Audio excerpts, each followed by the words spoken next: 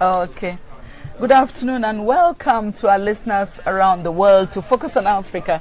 This afternoon we'll be speaking to Yvonne Nelson, who comes from Ghana. I'd like you to introduce yourself to our listeners and viewers. Hello guys, my name is Yvonne Nelson, a Ghanaian actress and a producer as well. Thanks for having me here. Yeah, so what did you bring from Ghana then? I brought a lot of chocolate. Yeah, golden tree chocolate, yeah. Yes. Are you advertising for them, or you just brought that as gifts for friends and relatives? For friends. For friends. Yeah. I see some of your friends are hanging around at the moment. They must be salivating and waiting for you to give them the chocolate. Yeah. Okay, so now let's talk about your life. You were spotted at a very early age in your life by somebody who thought you could be a very good actress. What was that encounter like? Okay, it was right after Miss Ghana. I did Miss Ghana in 2005. Did you win? No, I didn't win. But were you disappointed? Very, very. I almost cried. I was amongst the last five. Oh. Yeah, the perfect five. Oh, good. So it was one afternoon. I was going to get lunch with my friends, and I met this man. This man met me, called Abdul Salam Mumuni. And I think he was having an audition, so he thought I was there for the audition. And I told him, no, I didn't come here for any audition. He's like, go write your name, go write your name. I'm like, no, I'm not interested in acting. So he ended up taking my number, he called me, and he convinced me, you know, to try it out. What part was it? It was I think I played a supporting role in a movie called Return of Beyonce or so, long ago. And then my major role was Princess Tyra. So there was a point in my career where everyone called me Princess Tyra. Why? Because I was Princess Tyra in the movie. My name was... Okay, so they forgot your real name. They didn't even know my real name. Why did you want to cry because you didn't win Miss Ghana? It was heartbreaking. Why? Because I thought I was going to win. Everybody thought I was going to win. I was almost there. I just fumbled with my last question. What was the question? I bet you'll never forget it. I don't want to talk about it. No, I want to hear about it. It'll make me emotional. No, but that's what this is all about. You have to look back to look forward. Yeah, I think they asked me if I was a judge, what question would I ask a contestant or so, something around that. So what did you say? I don't remember what I said, but I remember that I fumbled and I left the stage and it was very sad time for me. But it's good I didn't win, because if I had won Miss Ghana, I wouldn't be here today. You never know. So why did you cry then? I almost cried, I didn't cry. Oh, all right. That's good. Okay, so but now you went into acting, you did quite a lot, and one of the films that you actually took part in and actually won was If Tomorrow Never Comes. Yes. And it's a very emotional story, and it's very it's real. Yeah, it's a true and story. You really did meet the people. Tell me about that. Okay, so I met this little boy and his mom. His mom is a street hawker in Ghana. The little boy is called Kweku. And they told me about his story. He was suffering from a cerebral malformation. He passed away. So sad. May his soul rest in peace. So I heard the story and I was very touched. So I met up with my writer and my director, Pascal Amanfo, and I told him, Pascal, I want to do something, you know, around this little boy's story. So let's put something together. So yeah, we got a script ready. And I had the script there. It was just lying somewhere. Anytime I pick it up, I go like, I'm not ready, because I have to be crying so much in this movie. I need to be, you know, ready to nail this role. So in 2014, I had an audition, because I always do auditions when I'm about to produce. I had an audition, and then I went on set in January 2015, and we shot it. And when I was doing the post-production, I think a month after, I got a phone call from his mom that, you know, he had passed away, and I was so sad. So he died before the film came out? Yes. And it's a good one. It's a good story. You know, the story is... And you find stories like that replicated everywhere around the world. Yeah. He just needed, you know, specialized care. He just needed, you know, a helping hand from government, and that's what I was trying to do. I wanted to raise some funds to help support him and his mother. So what happened after the film? He died. So have you been able to help the mother? Oh yeah, we've been doing that. We've been supporting the mom, but it's not something that I would sit here and talk about. And all other people that might be there as well. Yes. You are very involved in charity work as well. Yeah. Yeah. Tell me about your charity work. Do you actually have the time to produce and do what you do and then carry on charity work as well? I try. It's challenging, but I try. I have a foundation called the Yvonne Glaucoma Foundation. It's inspired by my grandma. My grandma had glaucoma, and at that time I was very young. We didn't know what it was. She went to the hospital. The doctors didn't educate her enough, so she ended up getting blind. And she passed away. So growing up, I decided to do some little research about it. I went into stuff and I said to myself, hey, if I want to give back to society, why don't I, create awareness about glaucoma? So it's glaucoma is a silent blinding disease. It runs through one's family. It's hereditary. So basically, it's not like I go around giving people drugs or anything. You're not a pharmacist, are you? We just create. You have to be very careful. Create awareness about the disease. Yeah. Well, if you've just joined us, we are now with Ghanaian actress and activist Yvonne Nelson, who was the main organizer of a big event called. Tell me. You should know the event, I mean. Doomso. Oh, Doomso. Yeah.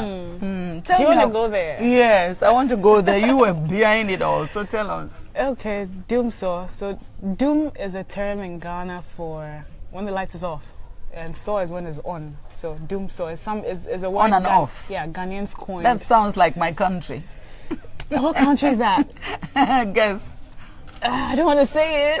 I come from Cameroon. Oh, okay. I didn't know. They have an epileptic electricity throughout the whole of Africa in some places, so it's very difficult. Okay. Yeah. So it's common in West Africa then. So it's a problem we're having in 2015. Is it still the same now? No, it's better. So it did work then? It did, yeah. But there are people who said it didn't work at the time.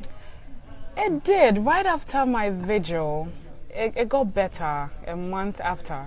So, yeah, we just wanted our voices to be heard as a people. Were you having electricity problems? We were. What was going on?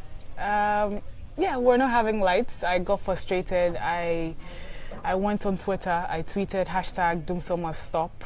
And it started trending. I didn't think it was that serious, but I saw so many tweets from people who were telling me about their Doomso stories and all of that. So I was like, okay. What kind of stories? About how it was affecting them negatively, how people were dying, how, it was, people were closing down their businesses. It was affecting everyone. It affected me as a Ghanaian. So how did it affect you personally? Because we didn't have electricity for shoots and stuff like that. You'd have to buy fuel for your gen. And that was like, it was going into production cost. It's not something that a business person would want to put in money, So maybe you should have been a politician. I don't know. Maybe one day. Maybe one day. So it was trending on Twitter, and I said to myself, it's not something that I would want to just. I've just seen one of your a countryman. He's called Benjamin Krumah. He says, Yvonne, I love the way you put yourself in your movies, making it feel real. Is that true? Well, yeah, I try. You try hard? I try, yeah. I try. What, the reason why I keep going back to you being an actor is the fact that people don't take women really serious in acting. Why? I don't know. You're telling me. Why? But why? This is a good conversation. You should be telling me because you're still there now. You're behind the scenes. Oh. Would you employ more women in your cast than men? Not really. If you have the talent. Merits. Yeah, if you have the talent, why not? You will do that. Yeah, why but not? Why are women not taken very serious? I don't know. This is the first time I'm hearing that. Well, but that's the reason why you left and then decided to produce, isn't it? I'm still acting. Like I said, I got bored. Why were you bored? If all the women are bored, that's the reason why nobody takes them serious. No. I got bored. I wanted to start calling the shots. I wanted to put my own scripts together. I wanted to help the younger ones who, also want to join the industry. So it's actually a good thing that I'm producing now because I'm helping the younger ones in the industry.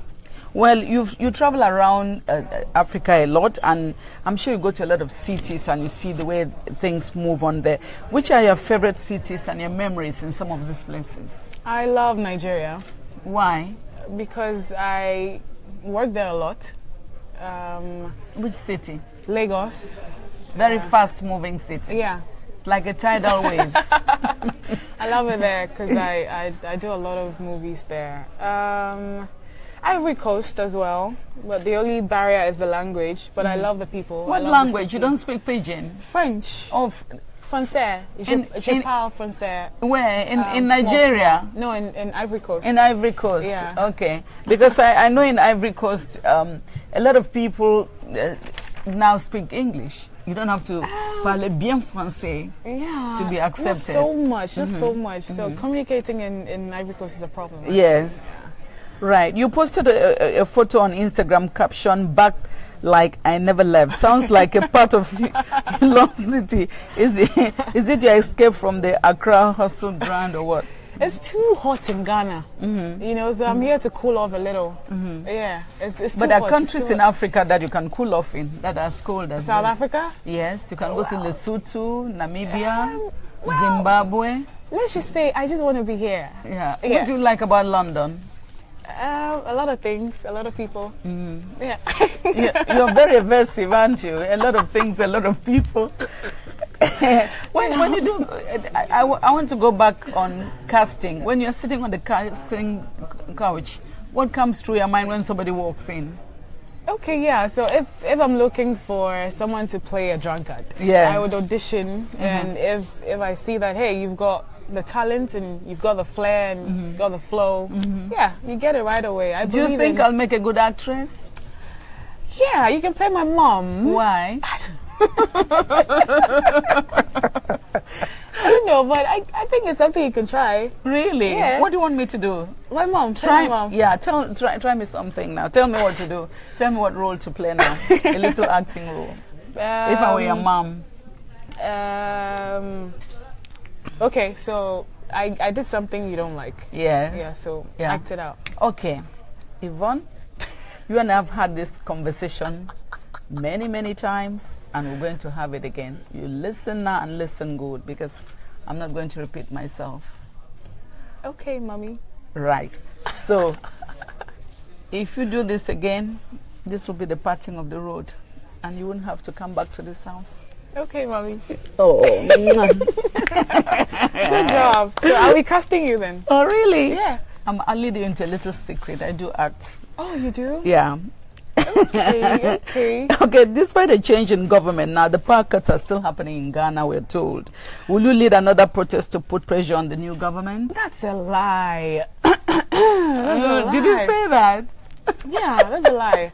Well, you paid to say that. No. We have light. We have electricity. Oh, really? Everywhere now? Yes. The only time my lights went off was a few weeks ago. It rained heavily, and that's like normal. It happens, you know. It happens for safety reasons. Was there a backlash after you spoke about the electricity? Were there people who were not happy with you when you carried out that doomsday demonstration and all of that? Yeah, a lot of people. I had people threatening me. I had people would send me text messages, you know. What were they saying?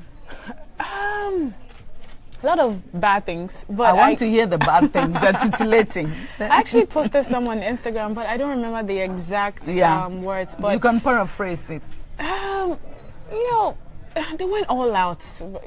They went all out in threatening me. You know, I was worried about my life. Were you worried about the threats? I was, because 2 weeks after the vigil, I didn't even sleep in my house. You know, I was staying at my friend's place because I was scared to go home. So it was that serious. It was that serious. But that did not deter your determination. No. Will you still do it again? If there's something and there's need for it. Okay, so will you do it? So the thing is, I will always be the voice for the people. I will always be that person who would voice out, you know, the problems of Ghanaians. So if I realize that something is going on that shouldn't go on, I would be vocal about it. What is it like being in the public eye? Do you like it, and do you hug it? It's It's disturbing sometimes. I was at KFC the other day, just a few days ago, and I realized this woman had her phone up like that, and she was like, she wasn't even hiding it, like you know, she was doing a video or something, and I was like, oh God, you know. So sometimes, yeah, you just wish people would just take it easy. But that's the price you have to pay. I know, it comes with it. It comes with it. So are you used to it now? Very. Really? Yeah. So if I tell you to walk down Oxford Circus now and carry a placard and say I'm Yvonne Nelson, you'll do it? Oh yeah, I'll do it if there are cameras around. Okay. And just before you go, Yvonne, I just want you to quickly tell us what are your wishes and aspirations or hopes for the continent of Africa in the year 2017? Okay, so I'm praying that there will be a day where our leaders would tell the truth. You know, and they've been lying a lot. Oh yeah, the politicians in Africa, and live by the truth and help build Africa and help build our countries, the countries we have in Africa. Yeah, and that's my dream. Yeah, and just before we go, there's some said I got a question: which African country would be best to give life? Don't leave or come from there, but would love to go and have a house, etc. But where to go? That's the issue. I'll keep researching. So what would you like? Which African country would you? Yeah. Oh, to live. You must love to live somewhere. In Ghana. Oh, you love Ghana. Yes. You just told me you love Nigeria and Ivory Coast. Because I worked there. So I love Nigerians. I love Nigeria. But I love Ghana. I can't see myself anywhere else. You are really true, the daughter of the soil. Yes, Santua. Yeah. What does that mean? She's like, I'll tell you more about it. I like that action. Do that again. Let me see. Yes, Santua. Listeners and our viewers, thank you so much for joining us with Yvonne Nelson, and we wish her a wonderful time in her career and her stay in London. Thank you.